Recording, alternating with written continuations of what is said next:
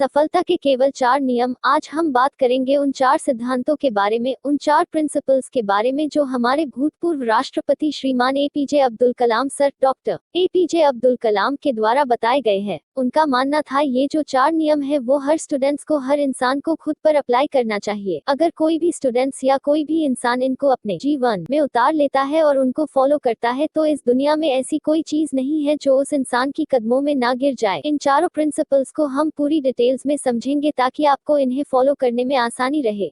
मेरा एक महान उद्देश्य है। हमेशा अपने आप को याद दिलाएं कि आपका लक्ष्य बहुत बड़ा है। अपने आप को बोलिए कि I will have great aim. दोस्तों, सन 1958 की बात है। डॉक्टर एपीजे अब्दुल कलाम एक पायलट बनना चाहते थे। उन्होंने मेहनत करके पायलट बनने के लिए सारी परीक्षाएं पास कर ली, लेकिन पायलट की वैकेंसी में केवल 8 सीट ही थी और doctor APJ Abdul Kalam 9वें number पे थे। अब उनका सिलेक्शन केवल तभी हो सकता था जब उनके ऊपर 8 कैंडिडेट में से या तो कोई अपनी वैकेंसी छोड़ दे या फिर मेडिकल में आउट हो जाए। लेकिन उनको इस बात का काफी डिसअपॉइंटमेंट हुआ कि उनका सिर्फ एक रैंक की वजह से वो सिलेक्शन से आउट हो गए। लेकिन उन्होंने ये स्वीकार किया कि it was a disappointment for me but disappointment could not defied me, यानी कि मैं निराश जरूर हुआ था लेकिन निराशा कभी मुझे हरा नहीं सकी। उन्होंने ठान लिया था कि भले ही पायलट बनके एयरक्राफ्ट ना उड़ा सकूं लेकिन एक इंजीनियर बनके, एक साइंटिस्ट बनके मैं एयरक्राफ्ट जरूर बना सकता हूं, मिसाइल बना सकता हूं, रॉकेट बना सकता हूं। और दोस्तों, ये तो किसी को नहीं पता कि अगर doctor APJ Abdul Kalam pilot बनते तो वो कहां तक पहुंच पाते, लेकिन उन्होंने इस बात को जरूर साबित किया कि अगर वो पायलट नहीं बन पाए तो उन्होंने रॉकेट और मिसाइल जरूर बना दिए। और भले ही वो इंडियन एयरक्राफ्ट के पायलट नहीं बन पाए लेकिन राष्ट्रपति जरूर बने, जो कि तीनों सेनाओं के कमांडर इन चीफ होते हैं और तीनों सेनाओं में आर्मी, नेवी और एयरफोर्स भी होती है। दोस्तों, उनका कहा गया रूल नंबर 1, हमेशा अपने आप को बोलिए कि I will have great aim. मैं अपना लक्ष्य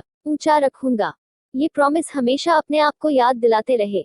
दोस्तों, यह रूल कहता है कि I will continuously acquired knowledge, यानी कि मैं हमेशा लगातार ज्ञान हासिल करता रहूंगा। अब उनके इस दूसरे रूल को उन्हीं के जीवनी से समझते हैं। डॉक्टर वो एक इंजीनियर थे, एक वैज्ञानिक थे। उन्होंने बहुत सारे मिशन को लीड किया और सक्सेसफुल भी रहे। उन्होंने पद्म भूषण, पद्म विभूषण और भारत रत्न जैसे हाईएस्ट सिविलियन अवार्ड जीते। वो भारत के 11वें राष्ट्रपति भी बने। लेकिन इसके बावजूद भी उन्होंने ये माना कि वो अपने आप को एक टीचर समझते हैं, वो अपने आप को एक अध्यापक समझते हैं और उनको सबसे ज्यादा खुशी तब मिलती है जब उनका कोई स्टूडेंट्स पीएचडी पूरी कर लेता है। यानी कि उनके लाइफ में अगर सबसे ज्यादा जरूरत कोई चीज थी तो वो थी एजुकेशन, नॉलेज। उनका मानना था कि एजुकेशन के लिए, यानी कि ज्ञान के लिए, जो सबसे अच्छा समय होता है वो होता है स्टूडेंट्स लाइफ। और किसी भी इंसान के सक्सेस के पीछे उसके एजुकेशन का, उसके नॉलेज का सबसे बड़ा हाथ होता है। उनका ये मानना था कि अगर एक स्टूडेंट का सबसे प्राइमरी कोई जॉब है तो वो है अच्छी शिक्षा ग्रहण करना। एक विद्यार्थी की एजुकेशन के अलावा किसी दूसरे चीज के बारे में नहीं सोचना चाहिए। अगर एक स्टूडेंट एजुकेशन के अलावा कुछ और करना चाहता है तो वो वीकेंड्स में किसी हॉस्पिटल के बाहर गरीब लोगों के प्रति अपनी संवेदना व्यक्त कर सकता है, उन्हें खाना दे सकता है, उन्हें खुशी दे सकता है, पेड़ पौधे लगा सकता है, दूसरे लोगों को भी शिक्षा दे सकता है। लेकिन इन सब कामों के बावजूद भी एक स्टूडेंट्स के लिए केवल नॉलेज हासिल करना ही सबसे पहली प्राथमिकता होनी चाहिए।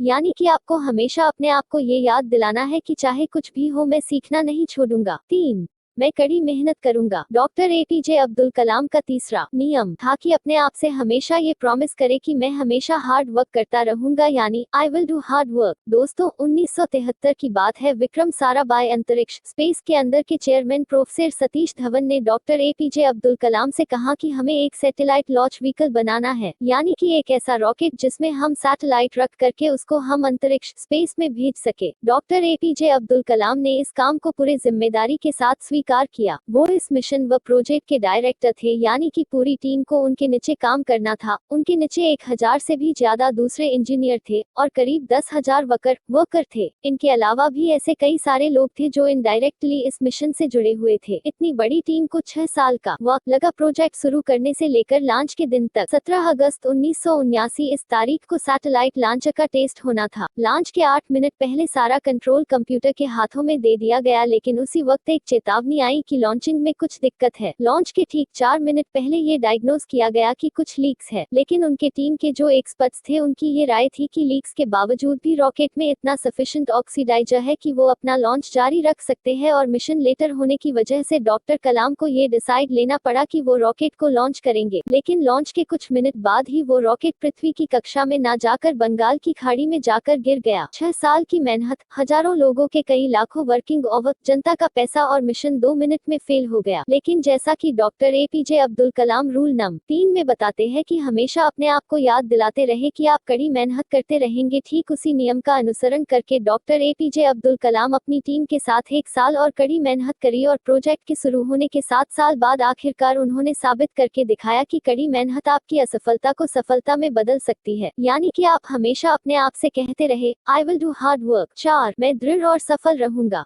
दोस्तों, जो कहानी मैंने रूल नंबर 3 में बताई जिसमें 7 साल बाद जाकर मिशन सफल हुआ, वहीं से निकल के आता है रूल नंबर 4, यानी कि हमेशा अपने आप को ये याद दिलाते रहे कि I will preserve where I will suicide, यानी कि लगातार काम करना। हम जो मेहनत कर रहे हैं उस मेहनत को लगातार करते रहे, चाहे कितनी भी मुसीबत आए, कॉन्स्टेंटली आगे बढ़ते रहना, अपने शब्दों पे और अपने वचनों पे कायम रहना।